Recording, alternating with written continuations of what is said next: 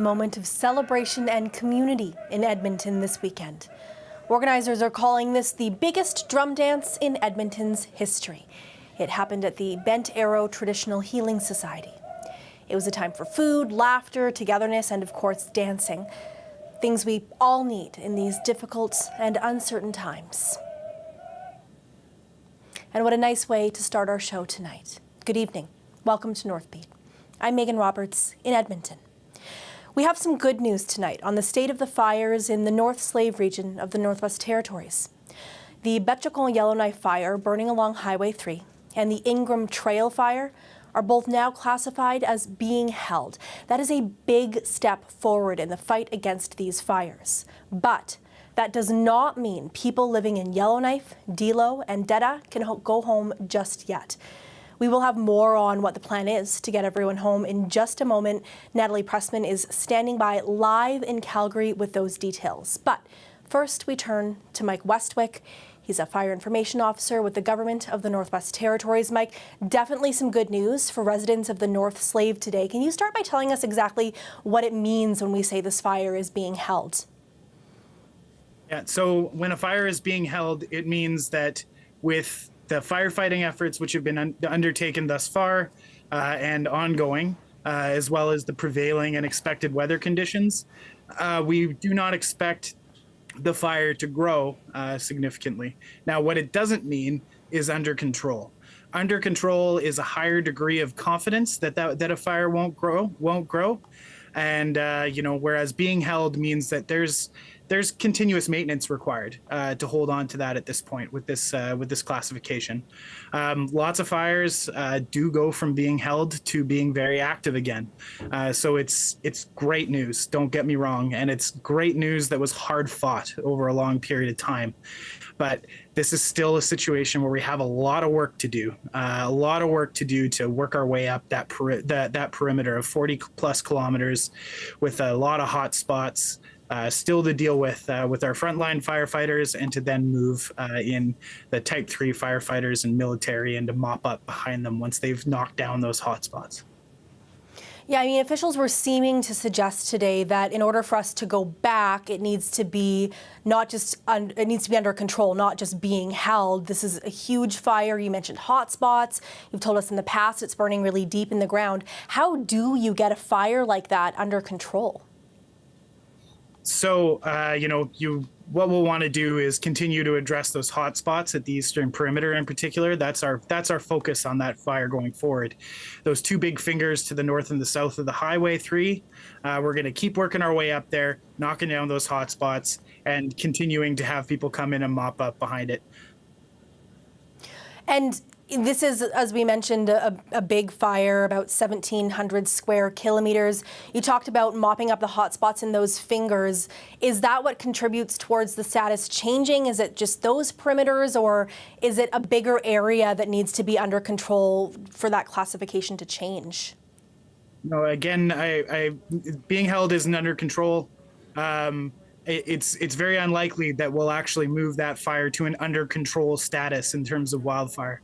What we do believe is that once we're up past those two fingers there, we're going to be in a position when we've worked our way through, knocked down those hot spots, and began to have people come in behind and mop up, that we're going to be in a position where wildfire risk to the capital is greatly reduced. And I've said this a few times over the past week or so.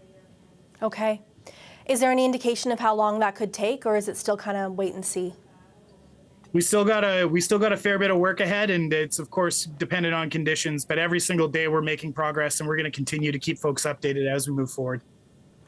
I'm going to change gears now, Mike. We've been watching Hay River for a couple of days now. The conditions there have been extreme. Can you tell us about what the state of the fire is near Hay River, the Katladeche First Nation, and Kikiza? Yeah. Excuse me. So that fire, we're seeing another hot day down there. What the good news from today is that we've been seeing a little less wind. 5 to 10 kilometers an hour sustained, gusting up to 15 to 20 kilometers. So not quite as intense as those, 45 kilometer an hour gusty winds. But with temperatures reaching about 32 degrees up around their forecast, we're we're seeing a significant amount of fire activity there. The good news is that we're getting good suppression work done every single day. Firefighters yesterday did incredible work, structural and wildfire, holding back fire from populated areas like Delancey Estates and avoiding any losses in those major residential neighborhoods yesterday under some extremely difficult conditions. And they're keeping that fight going today. What do the next couple of days look like for Hay River then, Mike? Yeah, so we're going to be continuing to see some relatively warm temperatures, not quite as extreme as the ones that we've seen over the past couple, but very unseasonal, and of course, it's a very large, very active fire at this time. So potentially some challenges ahead. But again, we got the right tools in place. There's been a lot of hard-fought firefighting wins over the past few weeks that have put us in a position to push back on these on this fire in a pretty good way. And our team's going to be dedicated every single moment doing that. And I wonder if you can give us a quick update as well about the fire near Fort Smith and how that community is faring. Yeah, again, hot temperatures today. Big team working really hard. Last update today from the Unified Command there, we were sitting at about the same distance as the day before from the communities of Fort Smith and Fort Fitzgerald. They're putting in a long shift today, a lot of hard work, and we'll have additional updates on that fire throughout the night. But again, that team's been tackling some really big challenges, and they're doing the same thing today. Okay, thank you so much for the update, Mike. Thanks for having me. That is Mike Westwick, a fire information officer with the government of the Northwest Territories. Now, that good news out of North Slave raises a question we've all been asking. When can we go home? That answer you could hear from Mike, still very uncertain. But for those in Yellowknife, we know it's not the time yet. The city is, though, making a plan to bring residents back. We got a glimpse of that plan today. Natalie Pressman was listening on the press conference where all of this was announced, and she joins me now to break down exactly what it means. So, Natalie, what did the city reveal today about its reentry plan? Yeah, well, like you said, it revealed that there are reentry plans underway. We heard from Jay Boast with the Department of Municipal and Community Affairs, and he explained that there are 5 phases to reentry. And city administration says that the city of Yellowknife is actually already on stage 3 of those phases. So that means that planning for essential personnel to return is underway. Sheila Bassey-Kellett was on that press conference. She's the City of Yellowknife city manager, and here's how she explained it in the press conference. So first of all, essential workers, basically everyone who provides the critical services we need, are going to return home first, so there's support for reentry into the community. This is crucial because we need to make sure that Stanton and the Northwest Territories Health Authority can offer medical services. We've got to make sure the grocery stores are stocked and staffed for all of us. Gas stations are equipped to support everyone to come home. And of course, at the city, we're also prepping our essential services, the water treatment plant, the solid waste facility, and we're also asking our essential staff to join the rest of us who have been here throughout. So once the basic critical services are up and running, we're going to have them to a basic level, and it's not going to be complete and it's not going to be pretty, but it'll be enough to be able to welcome everyone home because we want to do this as quickly as possible. So again, it's not safe to return yet, and they're just planning to invite those personnel in now and sort of identifying who those people are. And then next, it'll be bringing those essential personnel into the city to establish those basic services. And then the last phase will be inviting people in to return to Yellowknife. So when that time eventually comes, whenever it is, how do we actually go home, Natalie? Yeah, well, there weren't actually too many details on that. They really stress that, it's not safe to return yet, as you've said, and we heard Mike Westwick say as well. So the details on how exactly it would work when residents did come home weren't exactly clear. They did say that there could be a staggered approach to bringing people back in, though again they didn't say who exactly would be going first. But they did share that if you were flown out of Yellowknife, for example, on an evacuation flight, you would be flown back, and those who drove would also be driving back. And what else should we know about what happened today, Natalie? Well, they said in the press conference, and I'll just clarify that they said there had been some new damage to areas of Hay River, and we've just heard that that actually isn't correct. So I just want to be clear for anyone who might have been listening in that there is no new damage to Hay River. And something else that I want to mention is for those wondering how they can apply for those recently announced subsidies from the territorial government, we heard on the press conference that that should be up by tomorrow afternoon. The portal will be up and running so people can apply for that by tomorrow afternoon, and they should be reimbursed by direct deposit. Thanks, Megan. Okay, thanks for all that, Natalie. That is Natalie Pressman reporting from Calgary. All these evacuations dominated a special one-day sitting of the NWT's Legislative Assembly, and it was an emotional one. The first time MLAs have gathered to ask questions about supports for evacuees. They had some big decisions to make as well. They voted to delay the upcoming territorial election and beef up the firefighting budget to almost 5 times its normal amount. Des Lorraine reports from Inuvik. The special one-day session was called to approve more money to fight wildfires. A vote was held and approved unanimously to add $75 million to the efforts. But regular MLAs wanted answers about evacuees, financial supports for businesses, and other issues. This meeting was the first time that members were able to meet in person since evacuating Yellowknife. Many MLAs were concerned about their constituents and attempted to ask questions outside of the wildfire funds. Cam Lake MLA Caitlin Cleveland said she was really worried about people that had never been outside of the NWT before. Ronald Bonatrouge, Deschaux MLA, showed his sympathy and concern for the damage done to Enterprise. He's asking if fire towers could be used again instead of relying on satellite imagery to track fires when they start. Also during the meeting, MLAs voted unanimously to extend the election date from October 3rd until November 14th. Des Lorraine, CBC News. Inuvik. While people living in the North Slave are hearing the news about what a return home will look like, if not when that will happen, the fire burning at Hay River, the Katlodeche First Nation, and Kikiza is still out of control, as we heard. And this is the second time this year that Hay River and Katlodeche have had to flee wildfires. Earlier this season, more than a dozen buildings were destroyed by fire on the Katlodeche First Nation. And then last year, both communities were hit with historic spring flooding. It has been a rough ride, but Hay River Mayor Candace Jamieson says the communities are strong.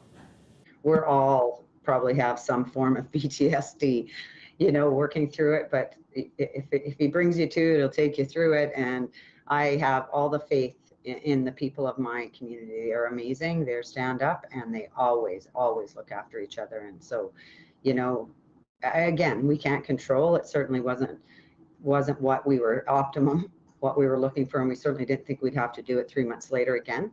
But what really stands out to me is how many people did live the community, especially after the last 2 evacuations. I would have thought it would have been a lot harder to get people out of here, and people understand the danger, they understand the risk, they understand that we do not want people out of our community. We want a strong, thriving community. But we also want everybody to be safe. The fire currently bearing down on Hay River is the same one that engulfed Enterprise earlier this month. Juanita Taylor was in Enterprise last week, witnessing the devastation firsthand. This property was the Poiriers. Enterprise Mayor Mike St. Amour knows where everybody lives in his town. This is the Flaman residence. There were about 50 homes in this hamlet, but where houses and businesses once stood, now piles of ashes. This is a motel that used to be there, Gateway Gas Motel. They had just finished renovating. Mangled metal litters the ground, and trees that once surrounded the property charred. St. Amour says he personally delivered the news to 30 families. The roughest day I had was calling the people, telling them that they'd lost everything. That was the hardest day of my life.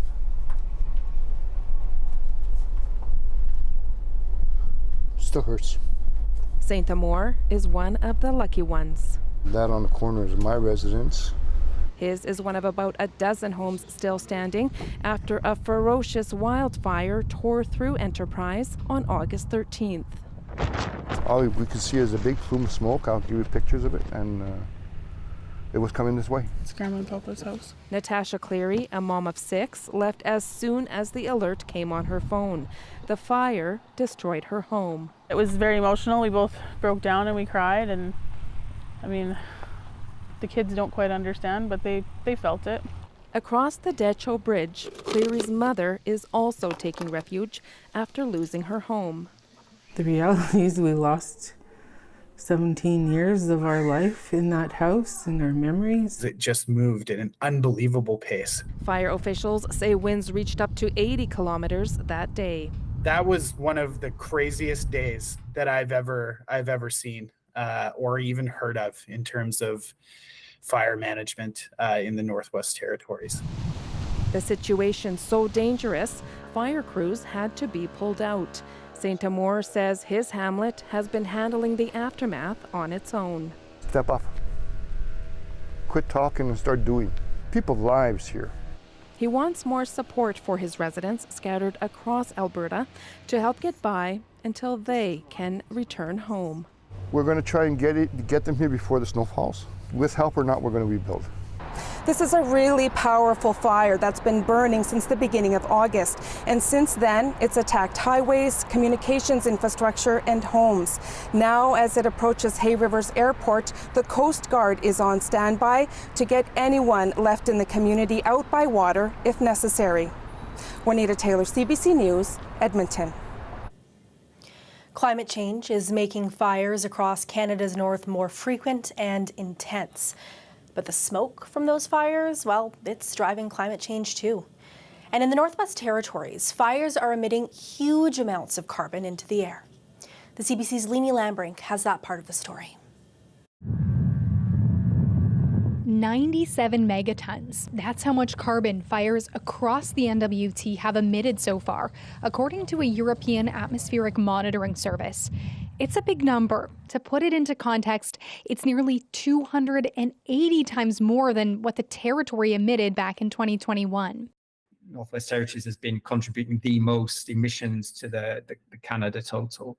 Canada has already doubled its previous wildfire emissions record. 2014 used to be the NWT's worst wildfire year on record. So how does 2023 stack up? Kakiza was the only community to evacuate in 2014. This year, 10 communities have been forced to flee. NWT Fire says we're on track to beat 2014 in terms of land that's burned. Carbon emissions are nearly on par. I think we can all unequivocally agree this is climate change at the very root of this. And we're going to see more active fire behavior, more extreme weather, more drought-like conditions. All of those factors have kind of combined. But it's really hard to say that there's one culprit that led it to communities this year when it didn't in previous years. The World Weather Attribution Group looks at how climate change influences extreme weather events. Its recent study in Quebec shows weather fueling fires there was twice as likely because of human-caused warming. One of the authors says climate change is probably driving fires in the north even more. We estimate that climate change had a very, very big impact on fires in Quebec, even though climate change impacts here are not that great. So it means that probably out west, those impacts are probably even greater there. World Weather Attribution is looking at doing a study of fires in other parts of Canada, including in the Northwest Territories, but that's not confirmed yet. Regardless, local officials are saying that climate change's role in these fires in the NWT, it's undeniable. Leanie Lambrink, CBC News, Fort Simpson, Northwest Territories.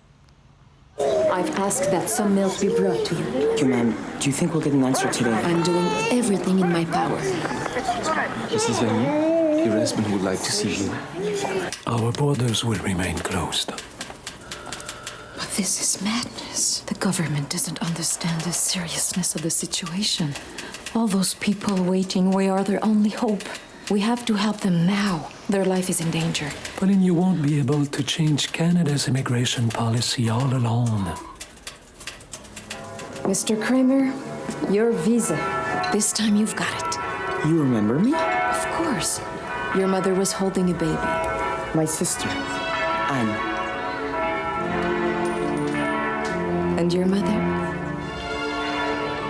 Governor General Georges Vanier and his wife Pauline were strongly committed to the welfare of refugees and throughout their lives continue their tireless efforts on behalf of humanitarian causes.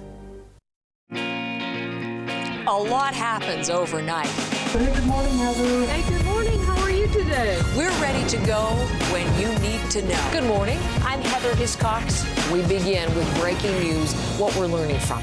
Like you see from behind us here, how big the fire is. Your connection goes back decades. You're giving me the hard questions. Yep. The heroes and the helpers. That is what we are here for. I found Canadians. I'm Heather Hiscox. Start your day with us on CBC Morning Live. CBC Marketplace has a new podcast. Hi, I'm David Common. And I'm Asha Tomlinson. Let us help you avoid clever scams, unsafe products, and sketchy services. You're claiming that you can cure cancer. Our TV show has been Canada's top investigative consumer watchdog for more than 50 years, but this is our first podcast. We're watching out for your safety and money. Many people allege that you've ripped them off. We've got your back. Available now on CBC Listen or wherever you get your podcast.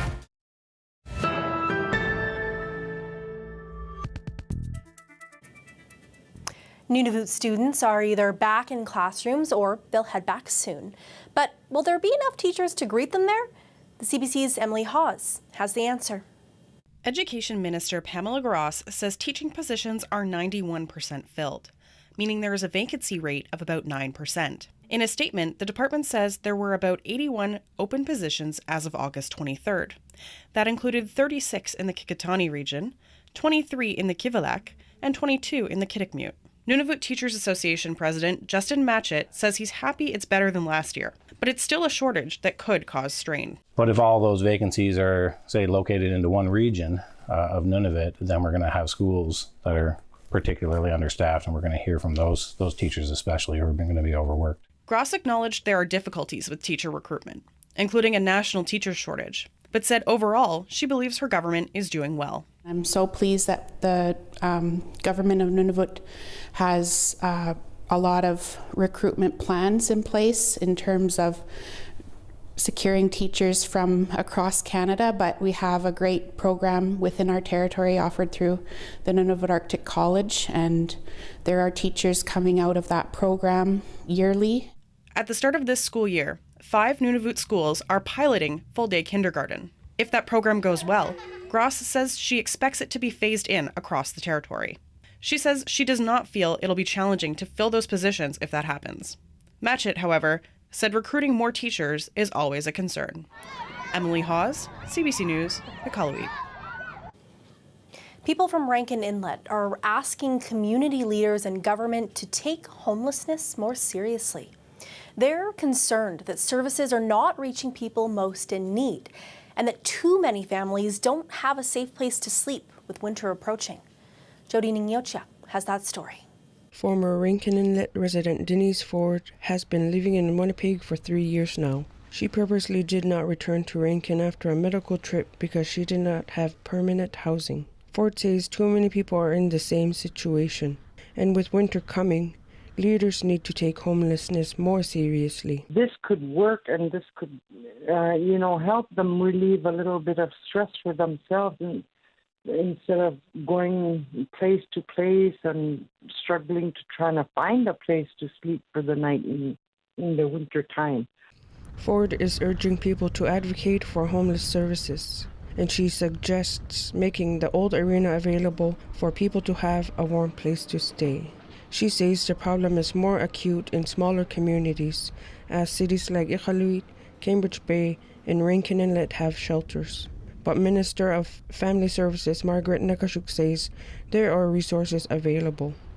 She says there are homeless outreach workers and funding is readily available for people to get a place, or if they need sleeping bags or tents.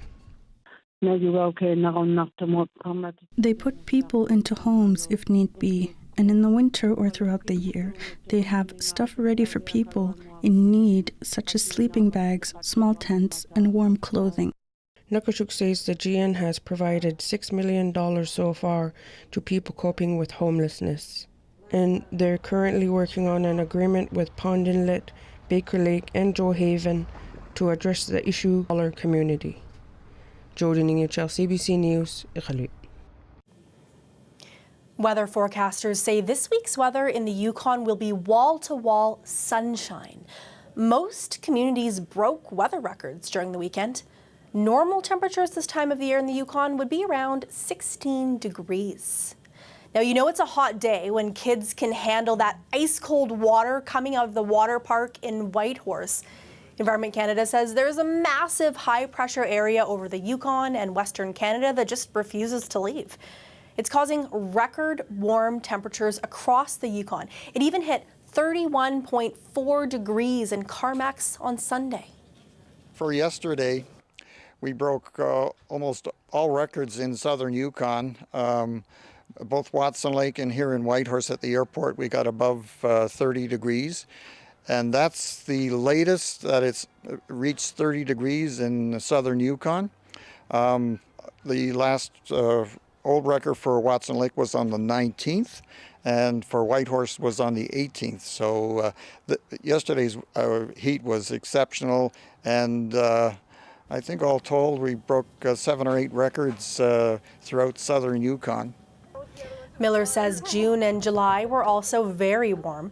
Environment Canada says September is looking good for warm weather as well, but not like this August weather. So for now, people are getting out and enjoying the beautiful warm days this week.